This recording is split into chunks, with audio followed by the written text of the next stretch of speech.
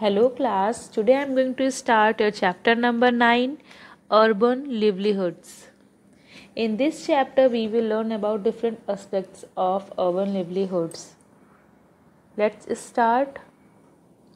As we have already learned earlier that occupation in rural India include farming, livestock rearing, fishing, etc.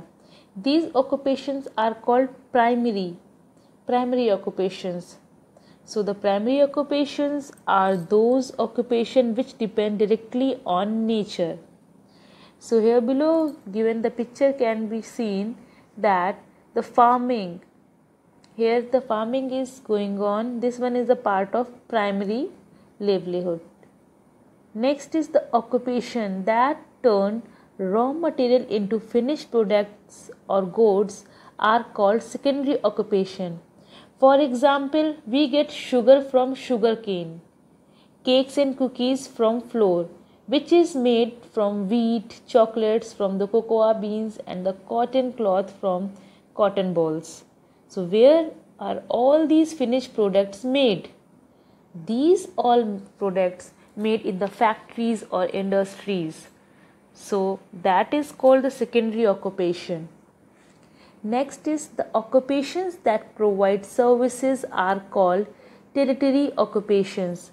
For example, here you can see an image of hospital in which doctors work, and in schools teachers, in bankers. So many more are there. They do not manufacture anything, but they provide services in which they are specialized. Next is types of employment. So according to the benefits received by an employee, employment sector is divided into two categories. Here the first one is unorganized sector.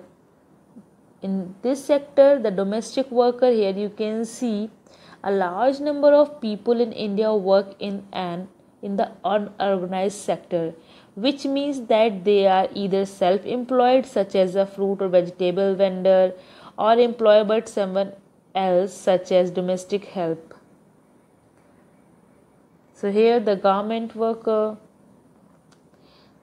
Before this we have seen this, the domestic worker persons are here helping in the household work.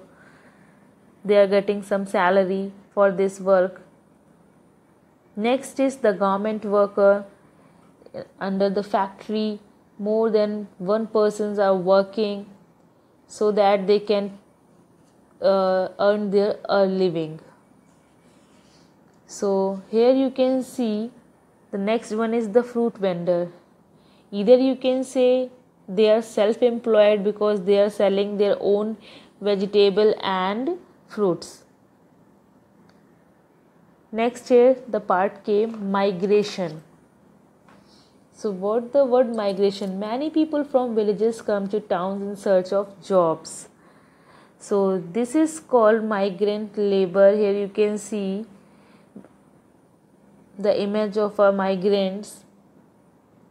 There they take up jobs as unskilled laborers at low wages. Many women take up jobs in households as domestic help.